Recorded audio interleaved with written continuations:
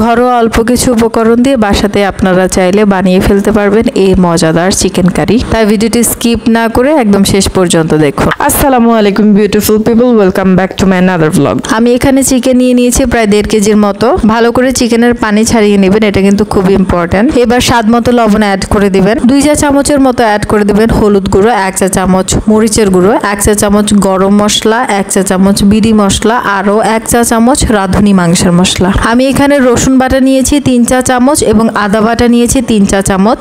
এই রেসিপিতে কিন্তু আমরা কোনো কাঁচা পেঁয়াজ ব্যবহার করব না, এখানে আমরা ব্যবহার করব পেঁয়াজের বেরেস্তা। এটাতে হবে কি আপনার যে মাংসের ফ্লেভার সেটা কিন্তু অনেক বেশি টেস্টি হবে ইনশাআল্লাহ। ভালোভাবে সবগুলো উপকরণগুলোকে চিকেনের সাথে মিক্স করে নেবেন, এটা খুবই ইম্পর্টেন্ট। সবগুলো উপকরণ মিক্স হয়ে গেলে মাংসকে চেষ্টা করবেন 30 মিনিটের জন্য ম্যারিনেট করে রাখার। মাংসগুলো সেট হতে থাকুক, ততক্ষণে আমরা অন্যান্য যে মশলা প্রয়োজন সেগুলোকে একটু দেখে নিই। আমাদের লাগবে গোলমরিচের গুঁড়ো, তারপর হচ্ছে দারচিনি, এলাচ, তেজপাতা, গোটা জিরা, গোটা সরিষা, লং আর স্টার এলাচ।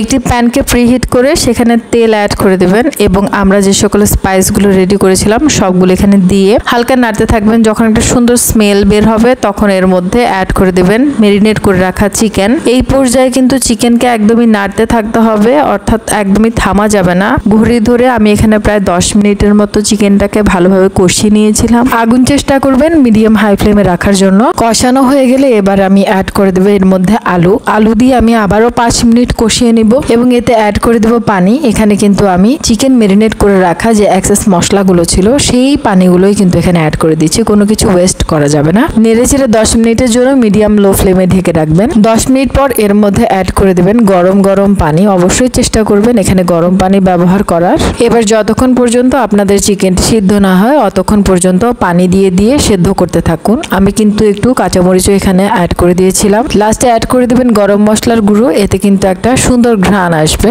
মাংস সেদ্ধ হয়ে এসেছে, তাই সর্বশেষে একটু পেঁয়াজের বেরেস্তা করে নেবেন আর মাংসের উপরে ঢেলে দিবেন, তাহলে কিন্তু চিকেনের যে ফ্লেভার সেটা আরো বেশি দ্বিগুণ হয়ে যাবে। এই তো আমাদের চিকেন কিন্তু রেডি হয়ে গেল। দেখতে পাচ্ছেন আমি কিন্তু সামান্য কিছু উপকরণ দিয়ে খুব সুন্দরভাবে চিকেনটি তৈরি করে নিয়েছি। ঠিক আছে, আজকের মতো তাহলে এখানেই বিদায়। If you like my video then do subscribe. আসসালামু আলাইকুম।